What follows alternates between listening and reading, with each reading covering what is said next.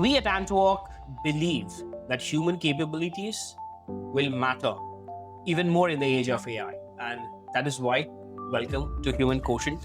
And to talk about capabilities, to talk about people and his journey, we have Ramsey Ford, works in organizational leadership. Currently, he's the director of Tier 1 Performance Institute, and he's a visiting professor at the University of Cincinnati. So, Ramsey, welcome to the podcast.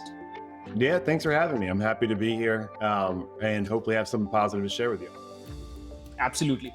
So, Ramsey, can you walk us through your journey of, you are a professor, uh, you have worked in as the director of design impact, now currently at Tier 1 Performance. How has your journey been? Yep. So I'm about 20 years into my career now. And, a lot of what's defined my career is an orientation towards trying to create positive impact through being creative in organizations. And so I started out as an industrial designer, and after about 5 or 6 years, I had an opportunity to co-found a nonprofit innovation firm called Design Impact.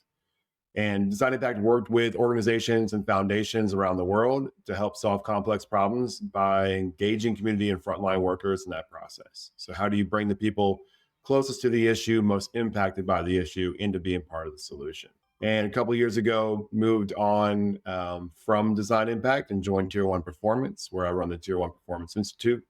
And the Institute's all about sharing kind of our subject matter expertise with organizations and individuals outside of our client engagements, kind of continuing that mold of how do you engage people broadly in making organizations better for the people that work in them. Your journey from corporate consulting to co-founding Design Impact, and now as a director at Tier 1 Performance. Can you share a pivotal moment or experience that inspired you to transition uh, to this current role of collaborating on and facilitating nonprofit leadership and also change facilitation? Yeah, so I wouldn't say that it was there was a specific moment, but a lot of it's a general orientation. Like, as I mentioned before, it's this idea of how can you use creativity to create good in the world, and just staying open to those possibilities, looking for opportunities. And so, as a young adult, early in my career and profession, spent a lot of time looking for those opportunities, making relationships, meeting with individuals, taking on small projects, and really was just open to the possibility of doing that work. And then I had a moment where I was working at a corporate consulting firm that did product engineering and design called Kaleidoscope, and had a casual conversation with the CEO where talked about the dreams of doing this work and having this impact. And long story short, they were able to invest in starting that nonprofit, getting us off the ground. So that was really that fulcrum moment. It wasn't something that I owned, something that a lot of luck and privilege went into, but that was the moment that pivoted us over to actually being able to make that leap. So, as the director of Tier 1 Performance Institute, how do you incorporate your experience, the experience that you had at corporate consulting and social impact to drive collaborative change and innovation? So the Institute, what we do is Tier 1 works in organizational design, strategy, culture, change, and learn. So kind of across the board, building better organizations for the people that work within them. And the Institute really works with our subject matter experts to develop new products and experiences that we can share with a broader community. That's in essence what I'm doing on a day-to-day basis. And it's a lot of moving parts, lots of different projects going on, lots of trying to pull people from kind of like their primary objectives into these other spaces. And, you know, I think, one of the things that I've learned as a consultant is just the ability to make everything a project. So, start everything out by defining goals, set a timeline, put actions to it, deliver what you're going to deliver, and then measure and do it again and do it better each time. So kind of taking things that are, sometimes longer term change processes and then breaking them into those smaller pieces is kind of the key way of that I've found that helps me stay successful and helps me stay directed in doing that work. And then, once again, just, from kind of my days doing more social impact work, a lot of it's about just patience, um, waiting, knowing where you're trying to go, but waiting for the right moment to actually bring the resources together and get there. So there's a certain maturity and patience, I think, that's also very helpful in doing this work. When you're facilitating collaborative change, or you're facilitating inclusive problem solving across diverse communities and organization, what capabilities do you believe are essential? I've always been inspired by, there's a work by Adam Kahane called Power and Love. And one of the things that I believe in doing this work is that any room to kind of create change together needs both power and love represented in that room. So, love being the drive towards unity, towards seeing each other, towards empathy, for building those connections. And power, the one that's driving towards change, that's speaking the hard truths into the space so that people can actually create change together. But that idea that any room requires power, it requires love to create change. So you have also developed the concept of embedded design as a change process. Can you elaborate on how embedded design principles influence your approach to driving change in organizations? So embedded design was something that we practiced when we first started Design Impact, and a lot of that was based on the idea that in doing design with low resource communities, you couldn't just do the design for people and then step away and say, "Hey, here's a solution that you can run with and take." You've got to actually work with people with the resources that they have locally, and embed the capability within the individual. And in doing so, a lot of what we were focusing on was the idea of ownership. So when people make things, when they build things for themselves, they become owners of that solution. And then the solutions become more sustainable, they become more long lasting. And we see that in corporate environments as well, is that if you kind of give people something, if you just say, "Hey, here's the new way we're going to do this," it doesn't stick, it doesn't move. But if you include people in the process of developing new solutions, people get behind it, you get that buy-in, and then you have more sustainable solutions moving forward. So it's essentially taking people's buy-in by involving them in the change management process itself before you implement change. Building onto that, can you share an example where embedded design principles led to a successful outcome in addressing either a complex social problem or an organizational challenge? Yeah, I'll go on this to a social problem. One of the earliest projects that we were doing Design Impact was actually with a nonprofit in Pune called the Degria Society. And Degria ran a number of small, childcare centers, and was noticing amongst those childcare centers that, a lot of kids weren't getting quite enough calories on a day-to-day basis in those centers. And so we worked with them over about 2 years to develop like a healthy ladu product. And so the idea was, what were local sources of the right nutrients, what were the right production methodologies that they could do within their kitchens, what was an acceptable form that kids would like to eat. So over 2 years, developed this, basically like nutrition supplement that they implemented across all their creches. And what they saw was that, kids that were in that kind of middle space where didn't have quite enough nutrients or a little bit malnourished, the Ladu, on a daily basis was enough to move kids into the well-nourished space. And so that was that idea of, embedded design, relatively complex thing that needed parents, it needed kids, it needed, cooks, it needed leadership in the nonprofit, all to come together to recognize a solution and have ownership over it. Non-profit leadership requires a unique set of skills. Okay. So, say for example, if you were a superhero leading a Justice League of non-profit leaders, what would your leadership style be, and what would your superhero name be? I don't know if this counts as a superhero, but back in the 90s, the Star Trek was, I don't know, it was oh shoot, what was this? I forget whatever the Star Trek was in the 90s. I forget which series it was, but John-Luc Picard had his number two was named Riker. And he just called him number two all the time. And so that stuck with me, is like in most organizations, I like to consider myself the number one, number two. And so it's not a great superhero name, and probably doesn't look good emblazoned on a costume, but that's my superhero persona in most ways, is being the number one support for organizational leadership. And I see that, like, it manifests in that I really identify as a facilitative leader, which is a concept that's out there in terms of how you can show up as a leader and a facilitator. And it has a lot to do, and it's really similar to servant leadership. So the idea that you do the work, you support the work, you really focus on bringing other people together and elevating their ability to collaborate so they can get more done. So creative thinking is something that you believe in a lot. In your opinion, what role does creativity play in driving meaningful and sustainable change, especially in the context of social impact initiatives?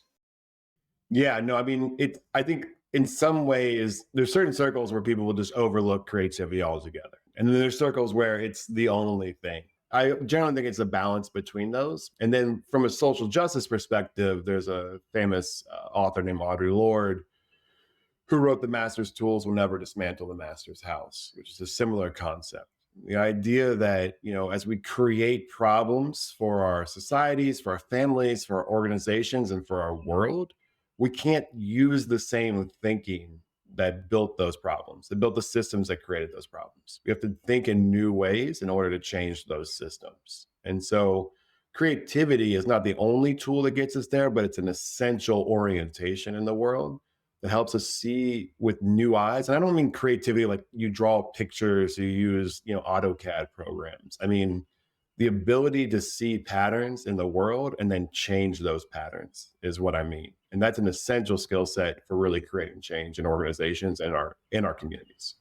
So building meaningful connections. It is you spoke about getting buy-ins from people, but when you're driving collaborative change, how do you break diverse teams, cross-functional teams, and foster collaboration in a room which is full of introverts and skeptics who possibly don't believe in that idea as much to begin with?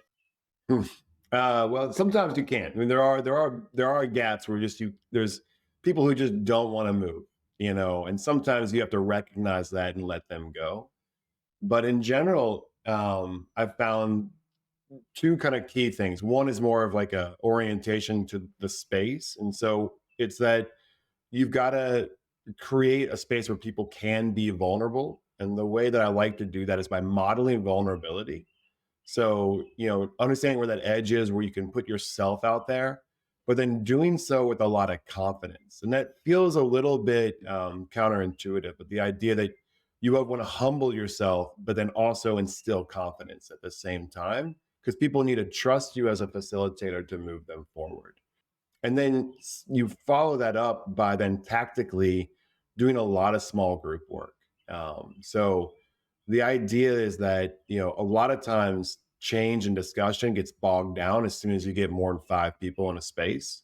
There's just too many opinions and there's too little ability to hear and move. And so, as much as possible, making groups of 3 or 4 so that people can sit knee to knee and have real discussions and get their voices fully heard, and then kind of bubbling up from there is a essential technique for creative facilitation in those spaces.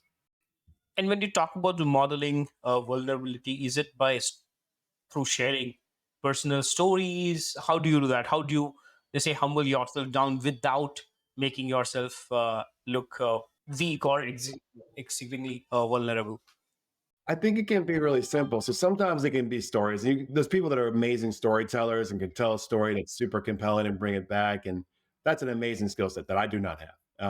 But sometimes little vignettes, but even just simply admitting that you don't know, admitting, and then as a facilitator, a lot of times you don't know exactly where everything's going to land or where it's going, and so you're just saying, "Hey, there's things I don't know about this that I'm going to risk today, and I'm going to try my best to make sure we move." And it's just that idea of just simply taking yourself out of being the expert, and saying there are things that I don't have control over or that I don't have full confidence in.